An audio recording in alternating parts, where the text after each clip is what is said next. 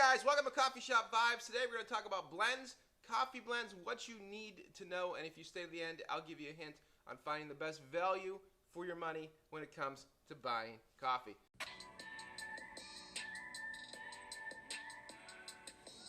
Alright guys, hey, welcome to Coffeeshop Vibes. I'm Mike, co-owner and co-founder of Ispirare Coffee. My wife and I, we fell in love with specialty coffee, which led us to create our own specialty coffee company, and then ultimately we opened the first and only specialty coffee shop in the county. Of course, we love sharing new insights on coffee and helping people better understand coffee, and the whole purpose of this show, Coffeeshop Vibes, is to help enhance your specialty coffee shop experience.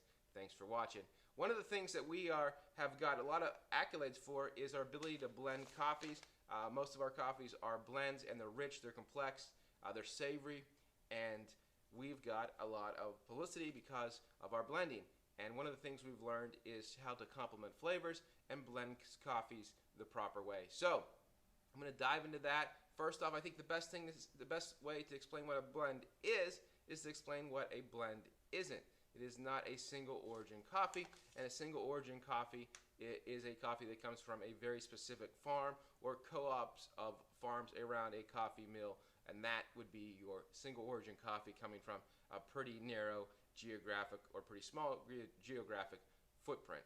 And those coffees traditionally have been a lot of the drip coffees you'll find at specialty coffee shops. We're doing Ugandan coffee right now here at our coffee shop, single origin coffee, but you'll see those a lot. You'll also see those at a premium in many cases, very specific coffees from a specific farm or coffee mill. Alright guys, so coffee blends. There's a couple ways you can do it. In specialty coffee, there's one predominant way that people do it, but you might find this if you're in a grocery store. Very common. You'll find coffees from a specific country, like let's say Colombia. Now those coffees aren't a blend of known farms. They're actually a collection of farms from around Colombia where people probably buy the coffee at market and they mix it into a Colombian coffee blend. That could come from one side of the country, and the other side of the country it could be boxed up or packaged up as a Colombian coffee. Now typically you don't see those in specialty coffee. There are some instances, our decaf, which is then taken and Swiss water processed, would be an example of a, I guess, single country blend. But those are more common in, I guess, non-premium coffees. We will say that. Now typically in a specialty coffee shop, it's pretty clear where the coffee is coming from. In this case, this is Indonesia and South American. Now they probably know exactly where it comes from. There's two things you'll find. You'll find people that will actually say very specifically on the bag where their coffee comes from, and then even if it's a blend, and then in other cases they won't just say it's a blend. Sometimes they'll say it's from South America, this is our signature blend, but we don't have an origin on it. You know, the most interesting thing, and I guess this is a testament to us, is it's amazing how many people, I've had people call up, I want to sell your coffees, can you tell me every little detail about your coffees? And it's a front to find out what beans we're using in our coffee. This has happened numerous times this summer, that type of scenario. So it is interesting, and that's one reason, like our cold brew blend, which is our Allegheny blend, a really good cold brew blend, and you always see people trying to figure out the makeup of that blend in particular. But it really happens to all of our coffee. So there's some reasons why we wouldn't want to say. If you ask me here at the shop, I would tell you. I don't think you're a competitor. And nor is someone across the country. I don't know why that happens. But anyway, I guess that's a testament about how good our blends of coffee have become. But again, sometimes they'll say specifically what country and even what farm the coffees come from. Of course, the coffee roasters in a specialty coffee shop will know that, and they'll blend them together. Now, why I love blends, see, this is the thing. The best wines in the world, right? The best wines in the world, they're blends, right? All Bordeaux are blended, but they're blends.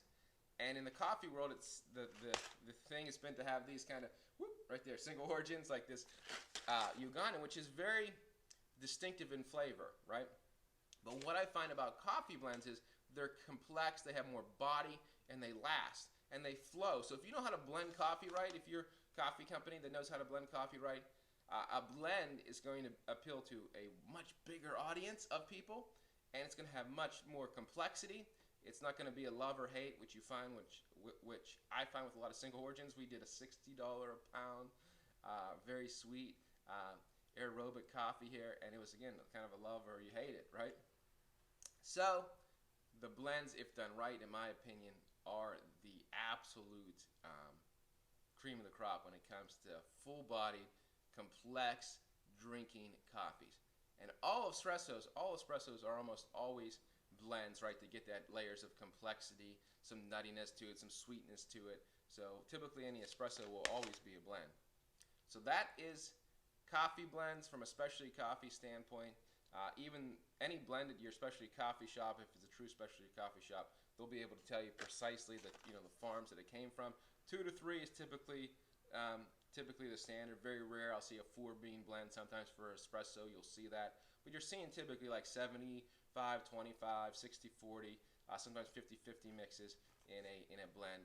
And if done right, again, their flavors should complement each other. So predominantly when I try coffees, and I've tried coffees from every coffee roaster in every state in America, many times over, I always prefer the blends in most cases. So finally, guys, I'll leave you with this. Check out espresso blends. They're typically the best value when it comes to buying coffees. They're typically cheaper than a lot of single origins, but they have complexity and layers, and they make great coffee. Just because it says espresso on it does not mean it doesn't make great coffee. In most cases, it makes some of the best coffees, some of my favorite coffees. Drinking coffees are actually espresso blends. So consider buying espresso blends. I find them the best value in coffee. All right, guys, thanks for watching. Hopefully you subscribe.